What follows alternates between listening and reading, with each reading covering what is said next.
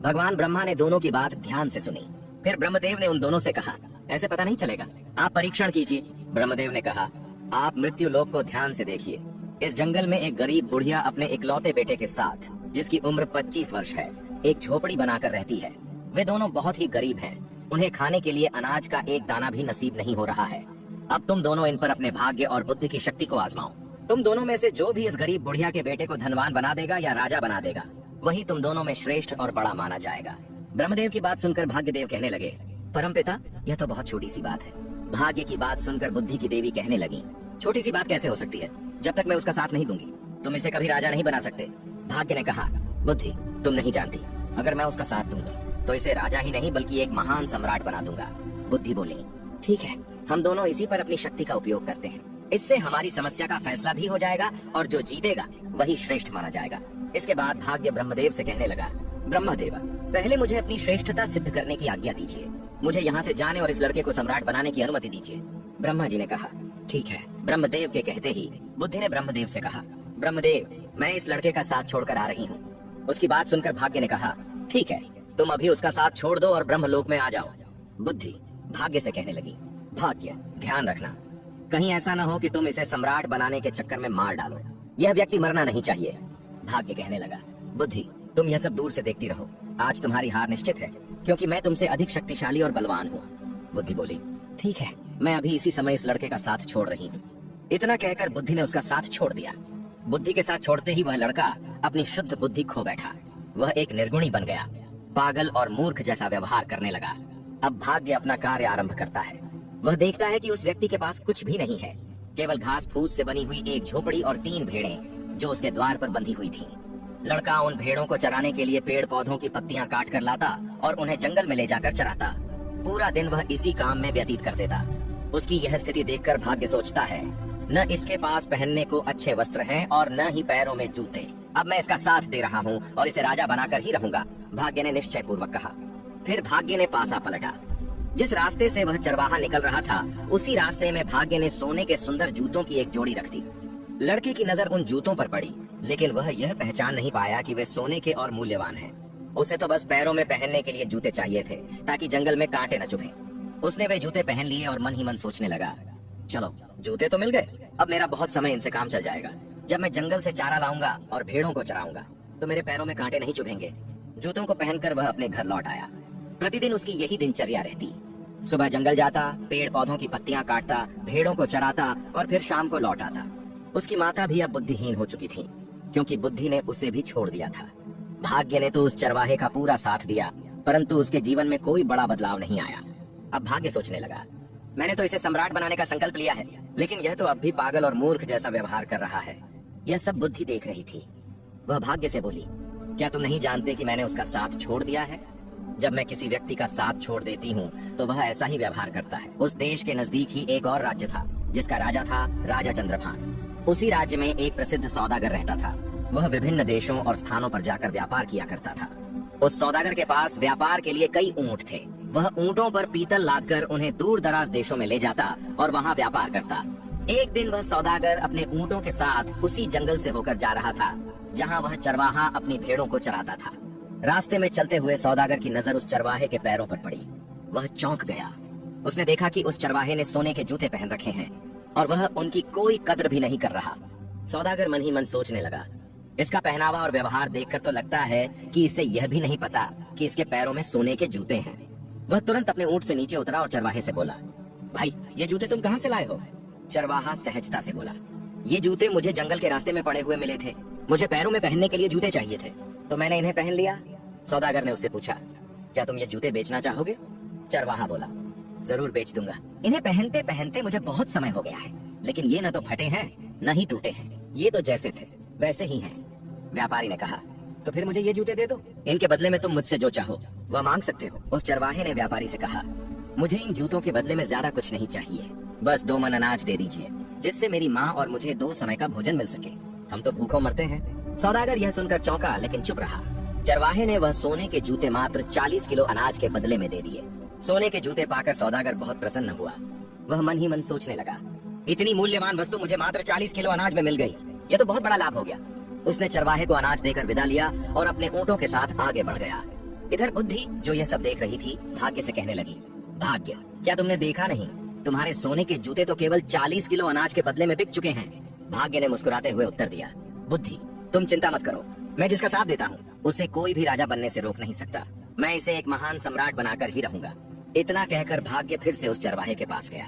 इस बार उसने एक नई जोड़ी जूते जो सोने, चांदी और हीरों से जड़े हुए थे उसी जंगल के मार्ग पर रख दिए, जहाँ से होकर वह चरवाहा अपनी भेड़ों को चराने और पत्ते लाने जाया करता था। जब चरवाहे को फिर से सोने के जूते मिले तो वह बहुत खुश हुआ। उधर वह सौदागर जिसने पहले जूते लिए थे उन सोने के जूतों को पाकर बहुत प्रसन्न था। चलते चलते उसके मन में एक विचार आया, क्यों न मैं ये जूते अपने राजा को भेंट कर दूं? शायद राजा प्रसन्न होकर मुझे बहुत सारा इनाम दे दे। यह सोचकर वह सौदागर सोने के जूते लेकर महाराज चंद्रभान के दरबार में पहुंच गया। उसने जाकर वह सोने के जूते राजा को दे दिए और कहने लगा, महाराज, ये स्वर्ण जूते मैं खास तौर पर आपके लिए लेकर आया हूँ। ये जूते बड़े अद्भुत हैं। ऐसे जूते तो हमारे महाराज के पास ही होने चाहिए। महाराज चंद्रभान जूतों को देखकर बड़े प्रसन्न हुए। सोने के सुंदर जूते देखकर उन्हें ऐसा लग रहा था जैसे ये जूते देवलोक से आए हों और देवताओं ने इन्हें बड़ी फुर्सत से बनाया हो, मानो स्वयं विश्वकर्मा ने इन्हें गढ़ा हो। इतने सुंदर जूते देखकर वह बहुत खुश हो गए और अपने मंत्री से कहने लगे, सौदागर को 20 सहस्त्र स्वर्ण मुद्राएं इनाम में दे दो। राजा चंद्रभान ने उस सौदागर को 20,000 स्वर्ण मुद्राएं इनाम में दिलवा दी। इतनी अधिक स्वर्ण मुद्राएं पाकर सौदागर अत्यंत प्रसन्न हुआ और अपने व्यापार को बढ़ाने की योजना बनाने लगा। इसके बाद वह दोबारा अपने ऊंटों पर पीतल लादकर दूसरे देश में व्यापार के लिए निकल पड़ा। वह सौदागर अपने व्यापार के लिए उसी जंगल से होते हुए जा रहा था जहां वह चरवाहा अपने पशुओं को चराता था और अपनी माता के साथ रहा करता था। इस बार भी वह उसी स्थान से गुजर रहा था। संयोगवश चरवाहा भी वहीं पर अपनी भेड़ों को चरा रहा था। जंगल में अपने सामने चरवाहे को दोबारा देखकर वह सौदागर बड़ा खुश हो गया। उसने फिर से उस चरवाहे के पैरों की ओर देखा तो देखा कि उसके पैरों में दूसरी जोड़ी सोने के जूते थे। उन्हें देखकर उसने सोचा, इसके पास फिर से सोने के जूते कहाँ से आ गए? ना जाने ये कहाँ से ऐसे जूते लेकर आता है। सौदागर ऊंट से नीचे उतरा और चरवाहे के पास जाकर कहने लगा, भाई, क्या तुम फिर से इन जूतों को बेचना चाहोगे? चरवाहा बोला, हाँ हाँ, जरूर बेच दूंगा, लेकिन इस बार आपको इसके बदले में मुझे एक बोरी चने की दाल देनी होगी। सौदागर यह सुनकर बड़ा प्रसन्न हुआ और बोला, ठीक है। उसने एक बोरी भुनी हुई चने की दाल उस चरवाहे को दे दी और सोने के जूते की दूसरी जोड़ी लेकर वहाँ से चला गया। अब सौदागर के मन में यह विचार आने लगा, पहले एक जोड़ी जूते जो मैंने महाराज को भेंट किए थे उसके बदले महाराज ने मुझे 20,000 स्वर्ण मुद्राएं दी थीं। इस बार तो जूते और भी सुंदर हैं। हो सकता है महाराज मुझे पिछली बार से भी अधिक इनाम दे दें। यह सोचकर वह उन हीरे जवाहरात और रत्नों से जड़े हुए जूतों को लेकर राजा चंद्रभान के दरबार में जा पहुंचा। सौदागर राजा से कहने लगा, महाराज, मैं आपके लिए हर बार कोई न कोई विचित्र वस्तु लाता हूँ। हे राजन, कृपया इन्हें स्वीकार कीजिए। राजा चंद्रभान ने जब जूतों को देखा तो कहने लगे, सच में ये सोने के जूते अत्यंत सुंदर हैं। पिछली बार दिए गए जूतों से भी अधिक आकर्षक लगते हैं। फिर उन्होंने सौदागर से पूछा, मुझे यह बताओ कि तुम ये जूते लाते कहाँ से हो? तुम्हें ये जूते कौन देता है? अब सौदागर क्या बोलता? जब उसे कुछ समझ नहीं आया कि राजा को क्या जवाब दे तो कुछ सोचकर उसने झूठ बोल दिया। वह बोला, महाराज, पश्चिम देश में एक सम्राट है। मैं वहाँ अपने पीतल का व्यापार करने जाता हूँ। वह सम्राट मुझे इनाम स्वरूप ऐसे जूते देते हैं। उन्होंने 2 बार मुझे सोने के जूते दिए और मैंने दोनों बार उन्हें आपकी सेवा में समर्पित कर दिया। यह सुनकर राजा चंद्रभान बोले, सौदागर, क्या उस सम्राट का कोई पुत्र है? सौदागर ने फिर झूठ बोल दिया, नहीं महाराज, वह सम्राट अभी तक अविवाहित है, उनका विवाह नहीं हुआ है। इतना सुनकर राजा चंद्रभान कहने लगे, ठीक है सौदागर, हमारी बेटी बहुत सुंदर है। तुम उस सम्राट से जाकर मिलो और उनसे पूछो कि क्या वे हमारी पुत्री से विवाह करने को इच्छुक हैं। यदि हाँ, तो हम अपनी बेटी का विवाह उन्हीं से करना चाहेंगे। राजा चंद्रभान की बात सुनकर सौदागर मन ही मन सोचने लगा, अब तो मैं बुरी तरह फंस गया। मैं तो ये जूते किसी राजा से नहीं लाता बल्कि एक चरवाहे से लेकर आता हूँ। लेकिन अब तो मैं झूठ बोल चुका हूँ, अब मेरा क्या होगा?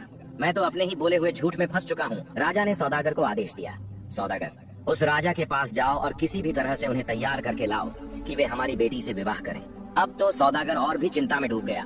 वह राज दरबार से वापस आ गया। अपने घर जाकर उसने दोबारा अपने ऊंटों पर पीतल लादा और व्यापार करने के लिए निकल पड़ा।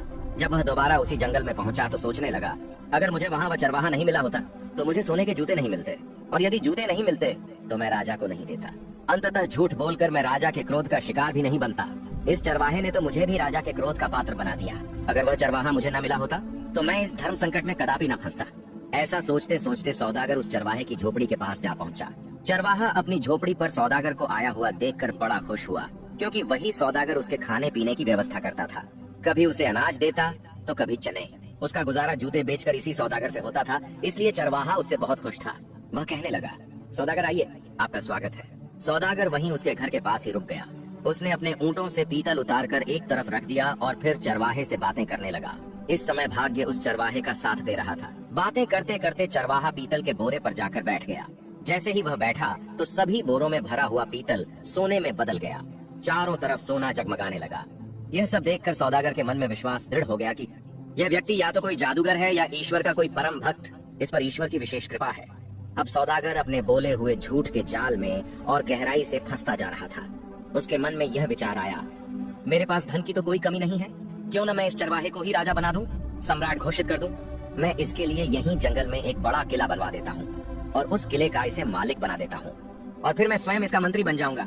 यहाँ के जो भी जमींदार हैं उनसे बहुत सारी जमीन खरीद लूंगा। महीने 2 महीने के बाद जब मैं राजा के पास जाऊंगा तो बता दूंगा कि यही सम्राट है। भाग्य बुद्धि से कहने लगा, बुद्धि तुम देखती जाओ कि मैं क्या करता हूँ, यह चरवाहा सम्राट जरूर बनेगा। दूसरी ओर सौदागर चरवाहे से कहने लगा, चरवाहे मैं तुम्हें यहाँ का सम्राट बना देता हूँ और तुम्हारे रहने के लिए एक बड़ा आलीशान महल भी बनवाऊंगा। सौदागर में बुद्धि थी क्योंकि उसका साथ बुद्धि दे रही थी, लेकिन बुद्धि ने चरवाहे और उसकी माता का साथ छोड़ दिया था। चरवाहा सौदागर से कहने लगा, ठीक है, तुम्हें जो ठीक लगे वह करो, लेकिन एक बात है, मेरी इन भेड़ों को मत छोड़ना। मैं इन भेड़ों को हमेशा अपने पास ही रखना चाहता हूँ। चरवाहे में बुद्धि तो थी नहीं। उसकी बात सुनकर सौदागर सोचने लगा, यह व्यक्ति कितना बड़ा मूर्ख है। मैं इसे राजा बना रहा हूँ और इसे भेड़ों की पड़ी है। यह कैसी बातें कर रहा है। फिर भी सौदागर कहने लगा, ठीक है, जैसा तुम चाहो। सौदागर ने जल्दी ही एक बहुत ही बड़ा, सुंदर और आलीशान महल चरवाहे के लिए तैयार करवा दिया और चरवाहे के लिए एक सेना भी बनानी शुरू कर दी। नौकर चाकर, दास दासियां रखी गईं। यह सब देखकर वह बुद्धिहीन चरवाहा मन ही मन सोचने लगा, न जाने यह सौदागर कहाँ से आ गया। इसने तो हमारी जिंदगी ही खराब कर दी। अब तो मुझे अपनी भेड़ों को चराने के लिए भी समय नहीं मिलता। यह हर समय बातें करने में ही लगा रहता है। चरवाहे का स्वभाव अब भी वैसा ही था। वह हर दिन अपनी भेड़ों को जंगल में ले जाता, उन्हें चराकर वापस लाता। उसने अपने जीवन की सादगी नहीं छोड़ी। वह सौदागर से कहने लगा, तुम्हें जो ठीक लगे वह करो, पर मेरी भेड़ें कहीं नहीं जानी चाहिए।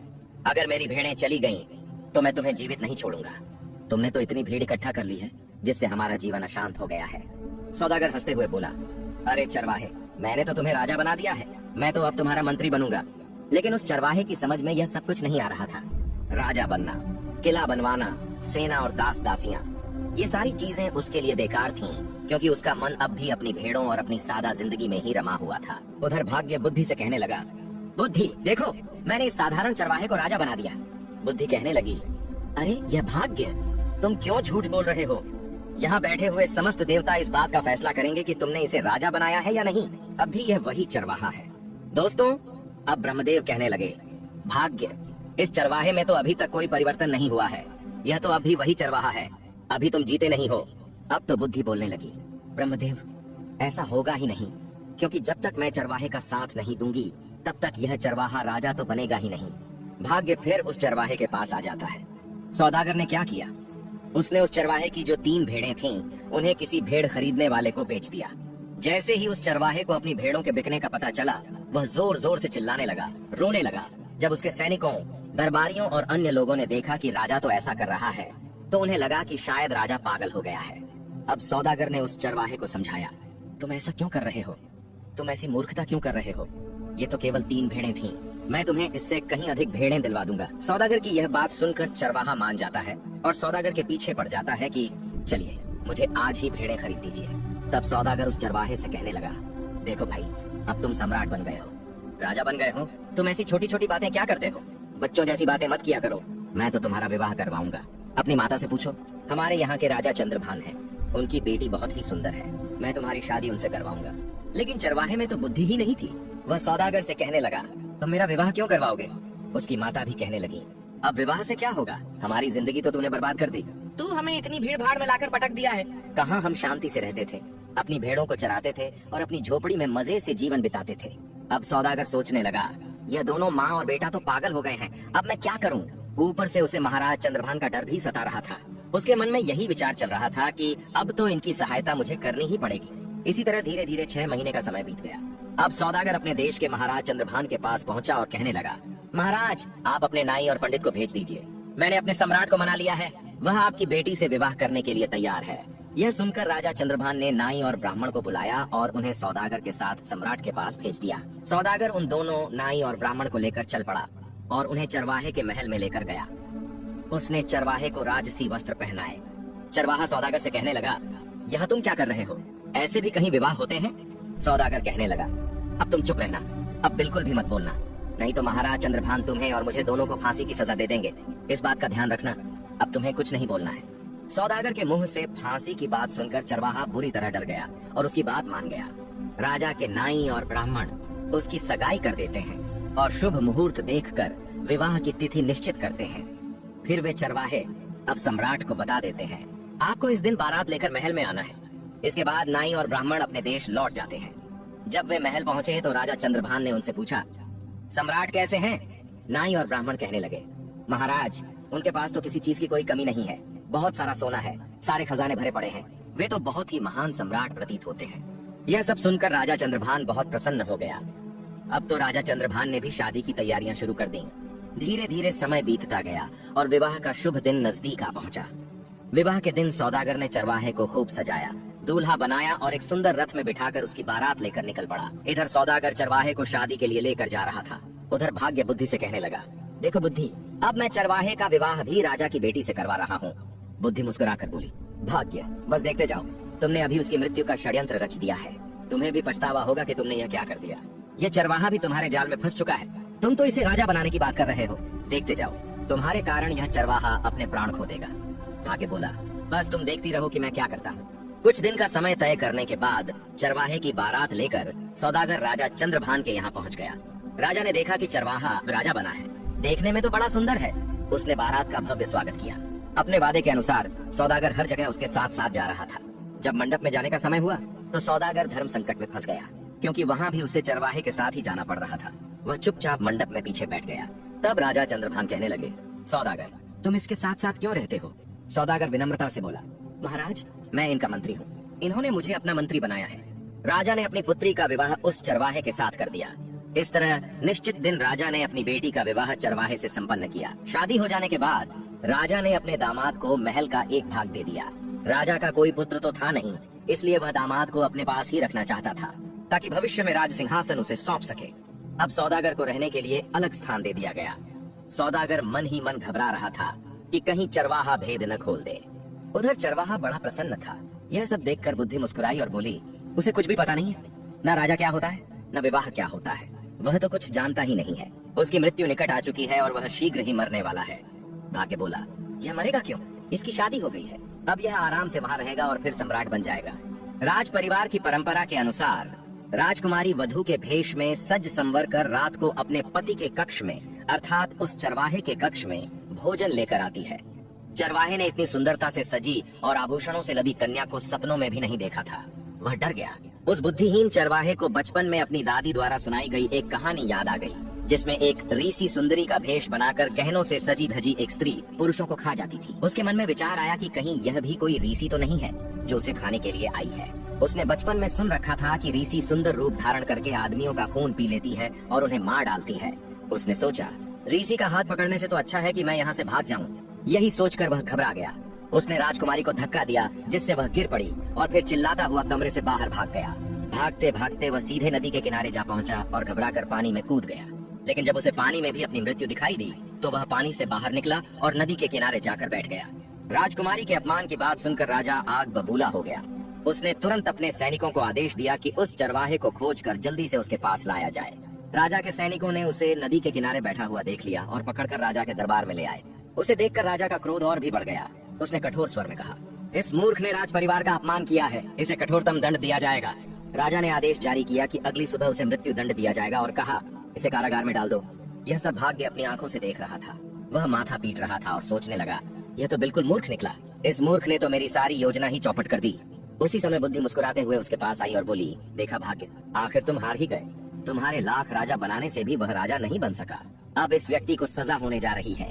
देखा, बुद्धि के बिना वह मारे जाने वाला है। अब बताओ क्या कहते हो? निराश होकर भाग्य बोला, अगर तुम इस आदमी को बचा लो तो मैं हार मान लूंगा। बुद्धि हंसते हुए बोली, तो ठीक है, अब मेरा कमाल देखो, देखो मैं इसे कैसे बचाती हूँ। इतना कहकर बुद्धि ने चरवाहे के शरीर में प्रवेश किया। जैसे ही बुद्धि ने उसमें प्रवेश किया, चरवाहा अचानक नई नई युक्तियां सोचने लगा, जैसे उसमें कोई तेज दिमाग जाग उठा हो। अगले दिन जब चरवाहे को मृत्यु दंड के लिए राजा के दरबार में लाया गया तो उसने राजा से विनम्रता से कहा, महाराज आप मेरे ससुर हैं, क्या मैं आपसे कुछ पूछ सकता हूँ? राजा ने गुस्से में उत्तर दिया, तुमने मेरी बेटी का तिरस्कार करके मेरा घोर अपमान किया है। तुम्हें इसका दंड अवश्य मिलेगा।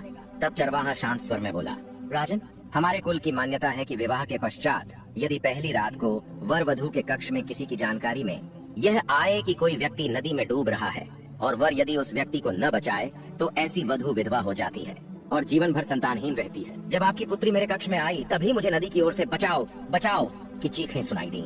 मैं अपने आप को रोक नहीं सका, उठकर तुरंत भागा और नदी में उस डूबते व्यक्ति को बचाने चला गया। यदि यह अपराध है तो आप मुझे अवश्य दंड दें। चरवाहे की बात सुनकर राजा अत्यंत प्रसन्न हुआ। वह तुरंत उठकर चरवाहे को गले लगा लिया और भावुक होकर बोला, मेरे बाद इस देश का राजा तुम ही बनोगे। राजकुमारी और उसके पिता दोनों ने लज्जित होकर अपने असभ्य व्यवहार के लिए क्षमा मांगी। फिर तीनों मुस्कुराते हुए महल के भीतर चले गए। उधर ब्रह्मलोक में ब्रह्मा के दरबार में बुद्धि और भाग्य का निर्णय सुनाया जा चुका था। समस्त देवता बुद्धि की जय जयकार करने लगे। वे बोले, भाग्य, तुम कुछ नहीं कर सकते यदि बुद्धि साथ न हो। जिसके पास बुद्धि नहीं वह भाग्य के दिए अवसरों को भी खो देता है। बुद्धि मुस्कुराकर भाग्य की ओर देखने लगी। भाग्य ने विनम्रता से सिर झुकाया और बोला, मैं अपनी हार स्वीकार करता हूँ। सचमुच तुम मुझसे बड़ी हो। दोस्तों, क्या इंसान की किस्मत ही उसका रास्ता तय करती है या उसकी बुद्धि और मेहनत? शायद भाग्य अवसर देता है, लेकिन बुद्धि ही है जो उन अवसरों को पहचान कर सफलता में बदलती है। अब निर्णय आपके हाथ में है। आप क्या मानते हैं, भाग्य बड़ा या बुद्धि?